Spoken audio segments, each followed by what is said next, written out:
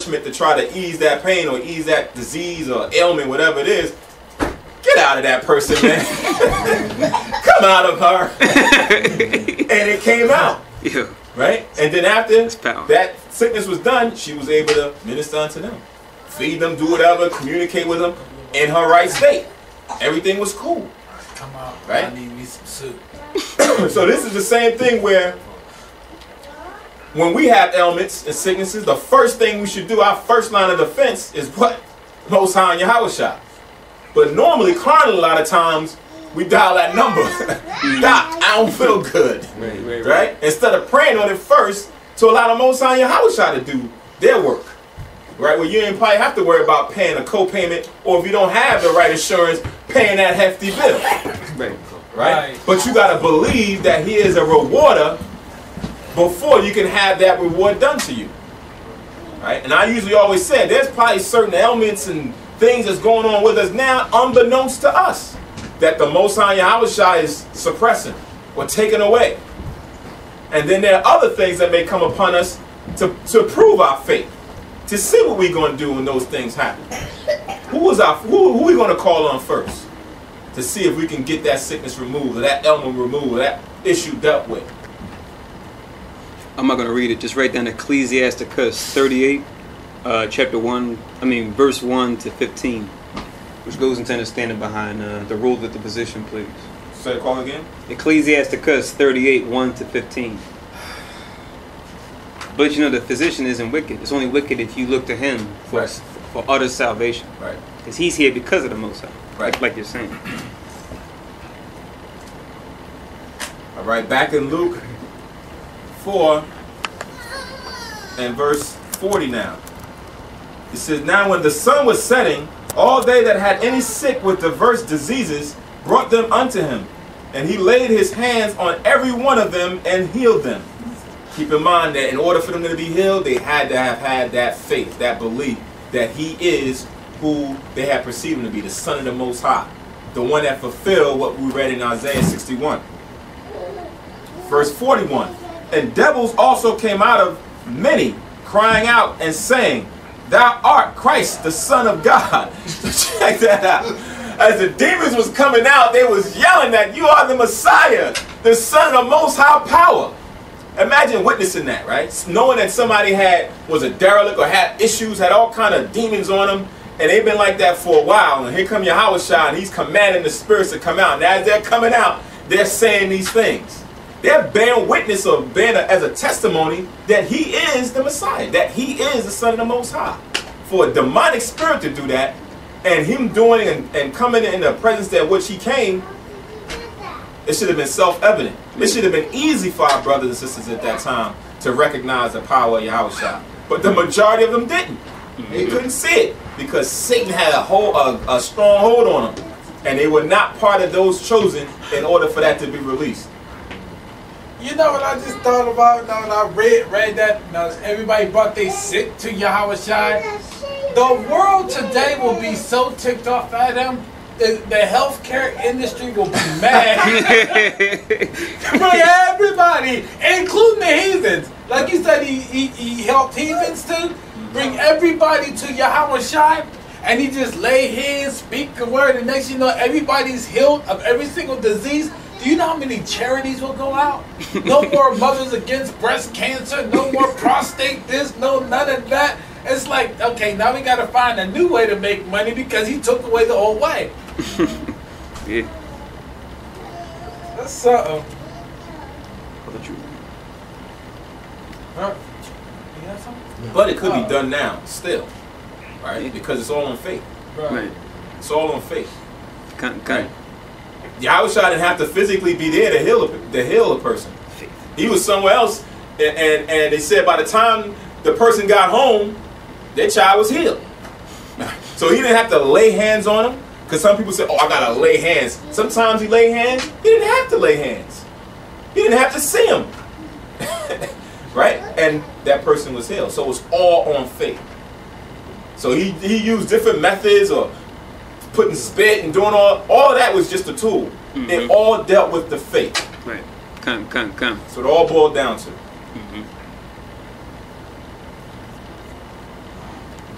Verse 41 again, it says, and devils also came out of many, crying out and saying, thou art Christ, the Son of God. And he rebuking them, suffered them not to speak, for they knew that he was Yahweh, the Mashiach. So he didn't want them to speak. He was trying to hold your peace. Don't just come out. Right.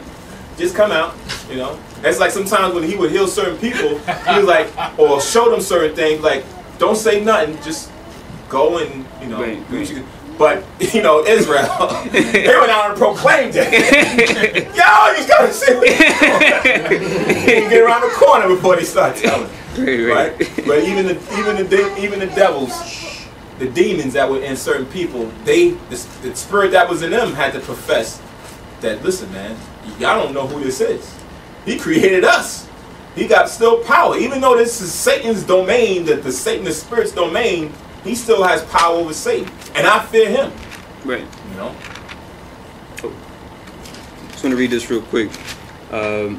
This is James chapter 2 and verse 19. Because this is like we're going into now. It's like even the unclean spirits now is the power of the Most High in Christ. But now, are we playing our part? Do we know our place in the whole scheme of things? They do, but now do we? James 2:19 says, thou believest that there is one God, thou doest well. People say, I believe there's a God. I believe in one God. Okay, great. Then it says, the devils also believe and tremble. So it's just like, okay, you say you believe in one God, great, but now what are you doing to show your belief? You know what I mean? As you go on, it goes into the importance of having the faith along with the works to show your love for the Most High. That's James 2:19. For anybody that says, I believe in God, it's just like, okay. That's it? You know, is there more to it than that? Okay. So Luke 4:42 now. And when it was day, he departed and went into a desert place. And the people sought him and came unto him and stayed him, that he should not depart from them. So people, when they saw they had been healed, they went and sought him out, and they didn't want to leave. They didn't want him to leave. They wanted to be in his presence constantly. He said, I have to go. No, don't leave. Stay. We'll cook something for you. What do you need? Don't worry. We want to still hear the word. Just stay right here. Right? They wanted to be in his presence constantly. Right? And keep in mind, this verse is going to have also an effect in the next chapter when we read it, because it also leads to understanding about the ending of the next chapter, a verse when we get there. Verse 43. And he said unto them, I must preach the kingdom of God to other cities also, for therefore am I sent. And he preached in the synagogues of Galilee. So he had to let them know that as much as I want to stay here with y'all, I gotta go to the other cities, because they need this word. They need to have this teaching too. It's people that need to be healed spiritually as well as physically too. You know, I just can't hold it here. And they should have, you know, in righteousness, wanted him to go out and touch as many of our people as he could at that time. All right. So that's the conclusion of the 4th chapter of Luke. We're going to take a quick 10-minute break to get a beverage, use a bathroom, whatever the case may be, and we're going to pick back up in the last chapter, which is the 5th chapter of Luke, and conclude the Sabbath service. So we'll see you in about 10 minutes.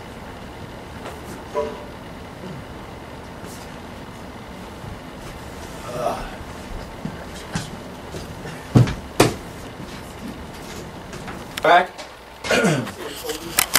About 10-minute break turned into a 15, maybe 20-minute break.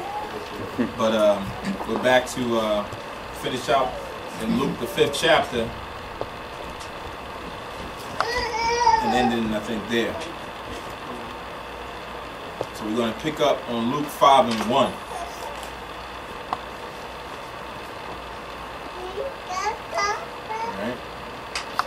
So Luke 5:1, and it reads, and it came to pass that as the people pressed upon him to hear the word of God, he stood by the lake of Gennesaret and saw 2 ships standing by the lake, but the fishermen were gone out of them and were washing their nets.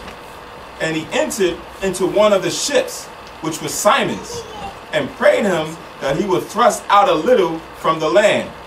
And he sat down and taught the people out of the ship. So he left that region, went to an area by Gennesaret where there was ship. The fishermen were there. They had left their boats unattended. He entered into the ship and then called to Simon to cast the ship out into the waters so that he could teach the people from the ship that was on the shore. Now, I mean, everybody was pressing upon him, so perhaps he just wanted to have some space and let them relax and just sit back and have to deal with everybody crowding him. But the key thing is, Yahushua was able to be cast off into a ship and able to teach the people that were still on the shore, right? How could he do this? Write down Revelations, the 1st chapter. I knew you was going there. So no megaphone out? Right. We try to teach Nabia. And the 15th verse. Revelations 1 and 15.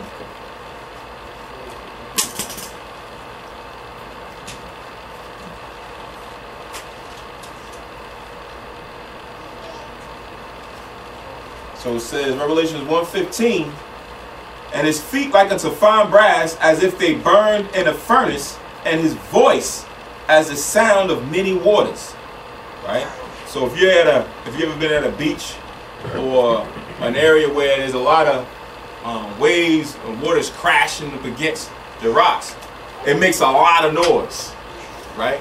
It's pounding with a lot of noise in all different areas so that you can hear it from any vantage point. So when Yahushua was in the ship teaching, his voice was able to be heard. He was able to magnify his voice so that everybody could hear it from whatever angle he was out on the shore. Even though we know he had spiritual powers, that if he wanted to, he could magnify it, but the Spirit had it where his voice alone was the sound of many waters. So he was able to, project his voice in areas where you didn't need acoustics, right? Like you're in a building, your voice can bounce off the wall and everybody can hear it, but he was out in the open, so he was able to project so that everybody could hear him even in that environment. We usually go outside with the mic and, we try to make sure everybody else around us can hear it, but he would probably be that one, you're like, man, you don't even need the mic. Right. You don't need the mic, you don't need the megaphone. I can hear you real good. Mm-hmm. And what we're going to keep in mind too, like when it comes to sound, you have frequency as far as the pitch, but you also have amplitude, right? Or I guess they will call it decibel. That goes into not just the frequency, but the loudness of the sound. Right. So now you can have a voice that's at a pleasing frequency where you're not screeching, but now you have it at a high decibel to where it's loud. Right. So it could be like a deep voice that's loud. Right. You know what I mean? Or even kill voice that's just loud that goes out that you can hear. Right. So when you understand like sound dynamics, you understand there's always the key factor. It's always the pitch and also the volume of the sound itself. Right. That's like Yasharahla. Like when we're at camp and like if he's reading, like he doesn't need to like try to speak up. Right. Because his voice is already loud. Right. You can just talk normal and it's perfect like that. Whereas someone else, whether it be Yahweh Kanan or whatever, they have to try to speak a little bit more louder compared to him in order to get that same sound resonating. Right. So he has, that type of a voice that's just impactfully loud. Sometimes when if I'm home, I'm listening, I'm dialing into, like last night's Friday night class, and you're probably like sitting right here, and he could be over there or back there. I can still hear him clearly. I can hear him clear because his voice just carries over like that.